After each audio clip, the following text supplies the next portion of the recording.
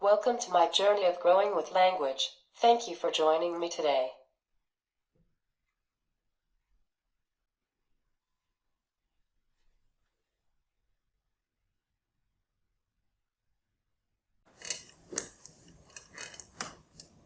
Hello.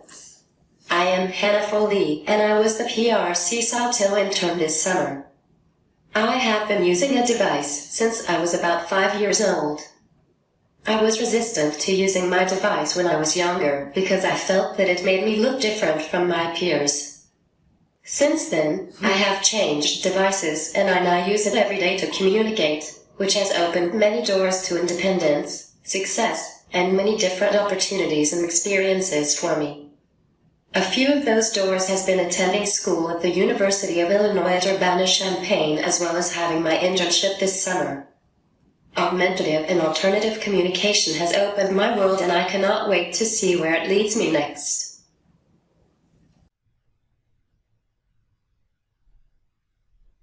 Throughout my whole educational career, I was in all regular education classrooms, so all of my peers and friends at school did not have disabilities. At first, you may think that it was great that I was integrated in the mainstream educational system. Well, you are right, until it came to using AAC. Throughout all of grade school, I had a Dynavox. If you have ever seen the older versions of the Dynavox, you have probably noticed how big, bulky, and unsightly it was. Do you think that an intelligent and sociable young girl would want to walk around grade school and middle school with a big and ugly thing, and have your peers look at you wondering why you am carrying such a device around with them? Absolutely not. I hated the Dynavox for these reasons. Throughout grade school, using AAC made me feel even more different from my peers than I already felt because of my physical disability. Because of this, I refused to have my device mounted to my chair and I was very resistant to using AAC.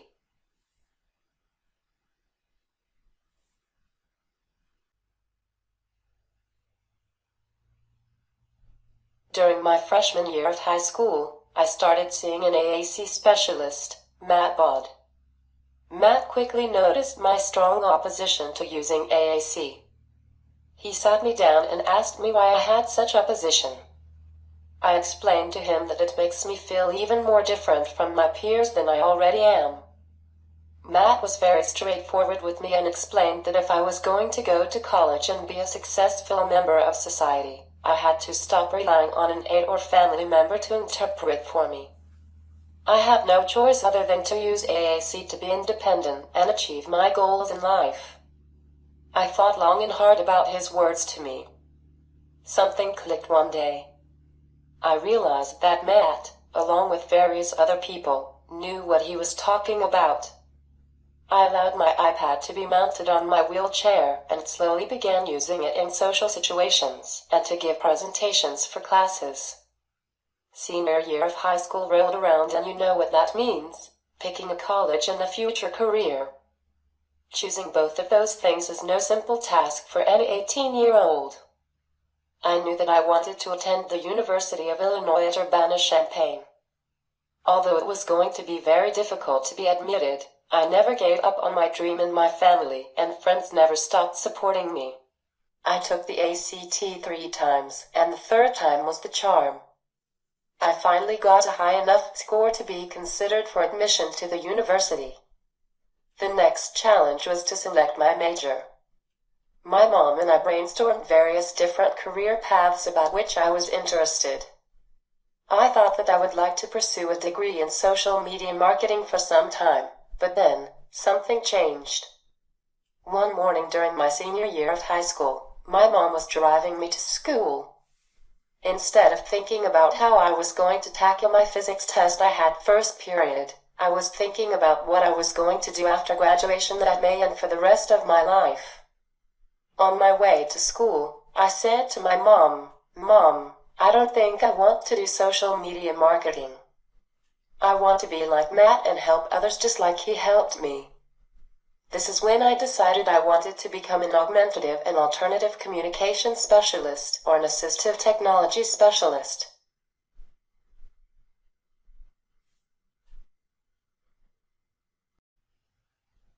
I am currently a senior at the University of Illinois at Urbana-Champaign studying communication. I live on campus and manage my own staff of personal assistants who are responsible for helping me with activities of daily living that I am unable to do for myself on top of taking a full course load each semester. While on campus, I am a member of Illini Service Dogs, where I help train mobility service dogs. Last school year, I was a mentor to the incoming freshmen who have physical disabilities and was a teaching assistant for the mandatory class that all incoming freshmen have to take on how to transition to college with a physical disability and how to hire and manage personal assistants. Outside of college, I am a mentor to others who use AAC, and I am transitioning into a PRC-Saltillo Ambassador at the conclusion of my internship. I will be traveling with the company to conferences, stepping in and helping consultants when needed, public speaking on behalf of the company, and of course advocating for and mentoring others who use AAC. My current AAC solution encompasses a variety of different platforms and applications, but my primary communication solution is an iPad with touch chat with Word Power 80. I use direct selection for my access method. Furthermore, since I use all Apple products, all of my devices are synced together, so if I type a long speech on my laptop, it automatically shows up on my iPad. This makes it very easy to copy and paste longer texts directly into Touch Chat. I also use Skype and or FaceTime on my laptop, while I use my iPad for verbal communication in conjunction with my verbal speech.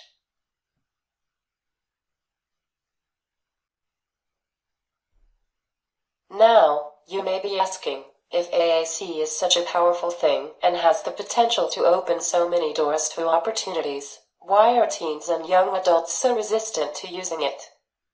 Why don't they just use it? Well, it's not so simple. You must remember that the person is being exposed to outside forces that may be enhancing their resistance to using AAC.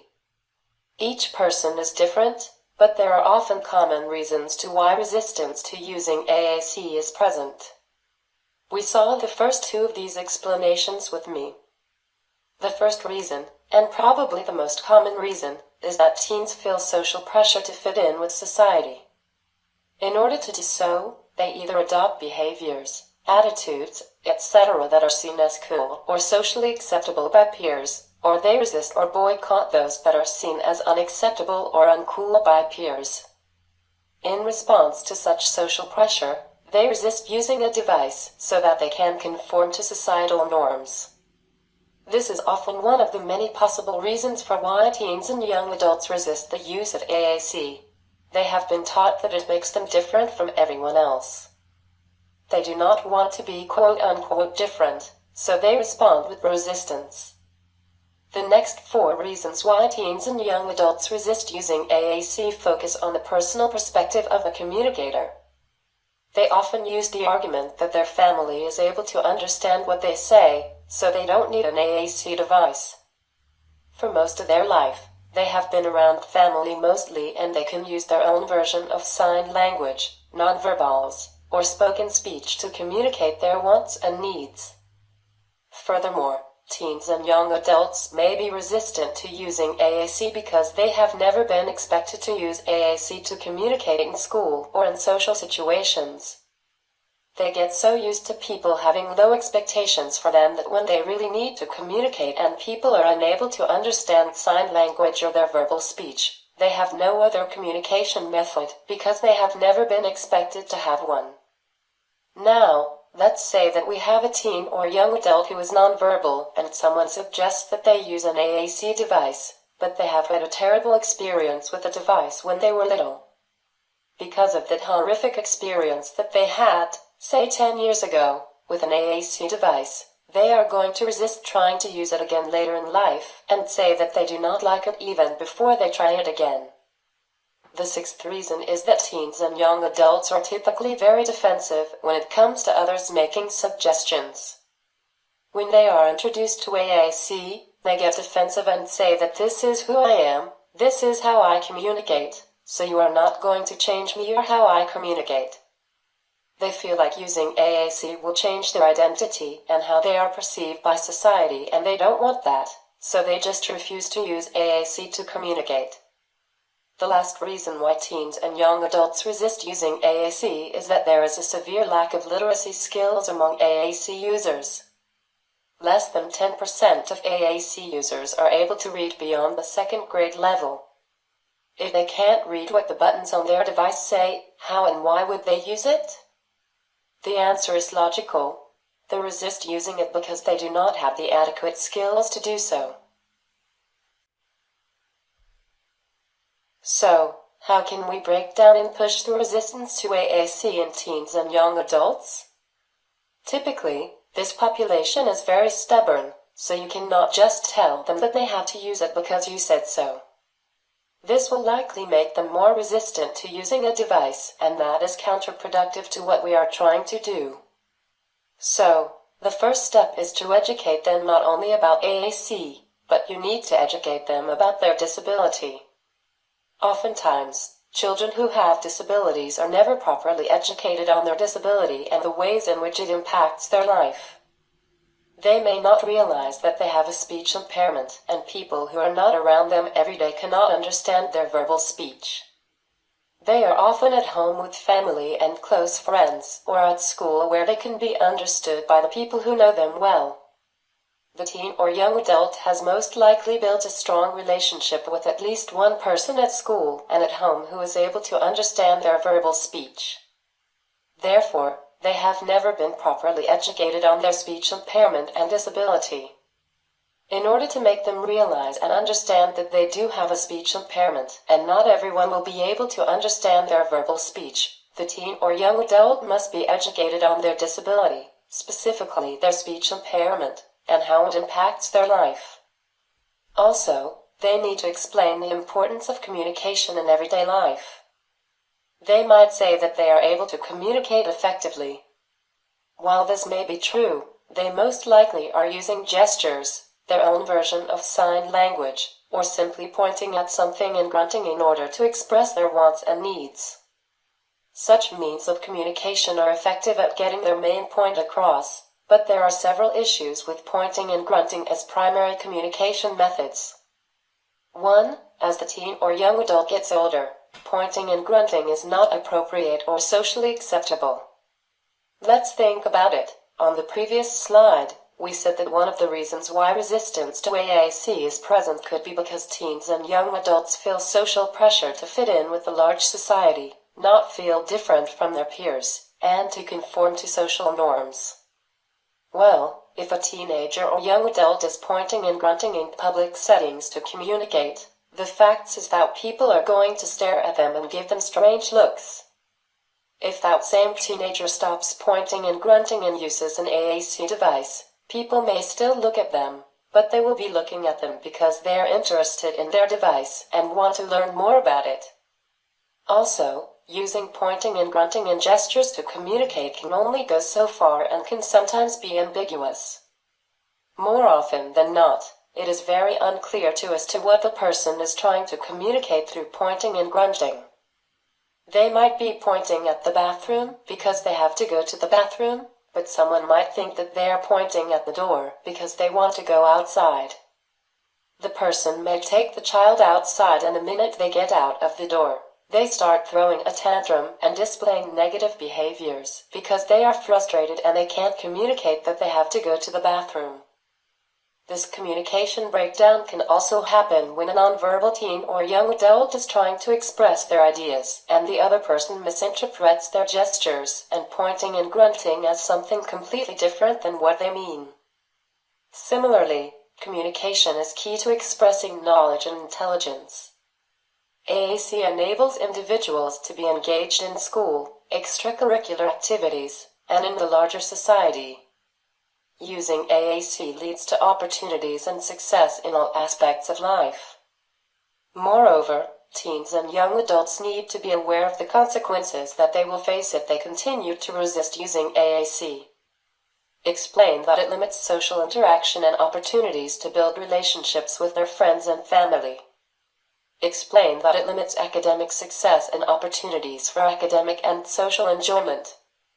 Explain that it limits their employment opportunities. And lastly, explain that it hinders their independence now and in the future. If they continue to depend upon those who know them well, such as their parents, family, and paraprofessionals to interpret what they are trying to communicate to other people, they will never be able to be independent.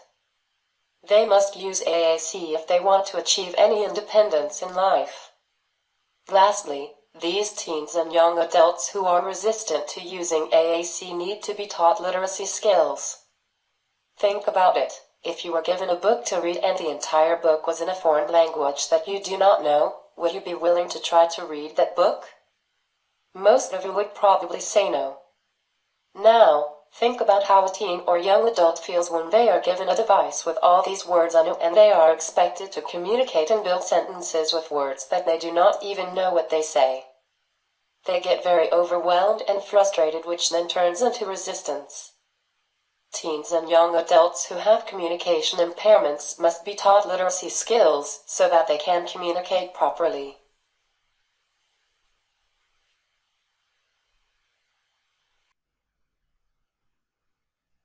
The second step to break down and overcome resistance in teens and young adults is to frame it differently.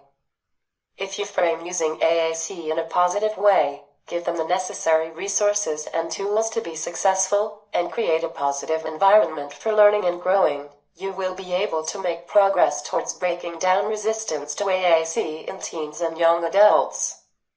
One of the biggest things you can do is find a speech-language pathologist or AAC specialist who is a good match for the learner's personality. You can find 2 to 3 and let them try a session with each and see who they connect the best with. This may help them feel ownership and invested in their therapy. If you find the right person, they may be able to have a serious conversation with the device user to help break down their resistance to AAC. Maybe they do not like the specific device or vocabulary file that they are currently using, and thus creating resistance. Investigate and trial different systems or vocabularies to find the right fit. Everyone is different, has different needs and preferences. Maybe they just don't like their current AAC solution. There are hundreds of different communication systems and vocabulary files. You need to find the correct one for the person if you want them to use it. You can also find a coach for the AAC user to work with. Do not frame it as a problem. A coach can help you get better at what you do. Just like if you wanted to play basketball, a coach helps you learn new strategies and improve your skills. Finally, frame AAC as a tool that can help them reach personal goals. Think about different ways the person wants to succeed and what they want to accomplish, such as going to college, getting a job, finding a partner, learning a hobby, communicating with friends, or whatever their goals are. Using AAC will help them achieve those goals. You have to get to know the teen or young adult and their parents or guardian, build a relationship with them, and adjust the strategies according to their personality and situation. Everyone is different and different strategies work for different people.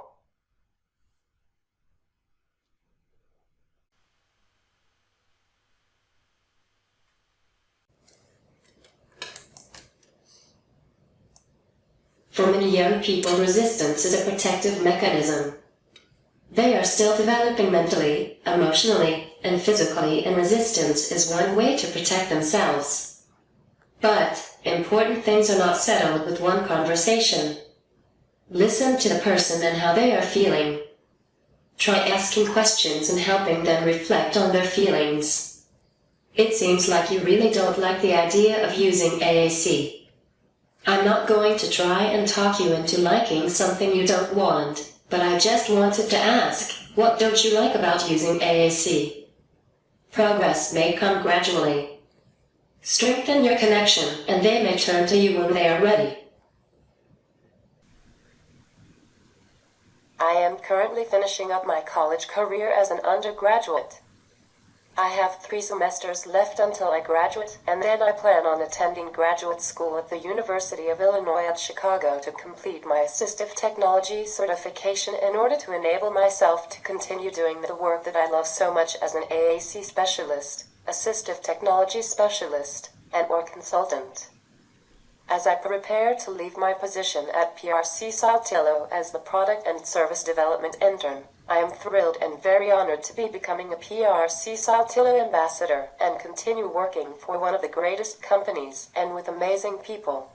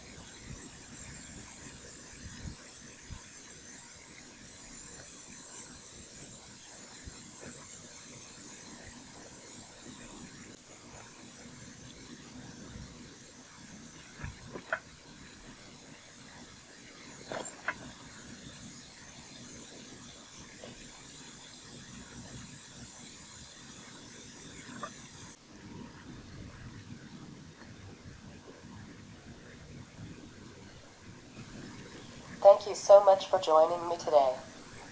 I wish each of you the best of luck in your future endeavors, and maybe we will cross paths someday.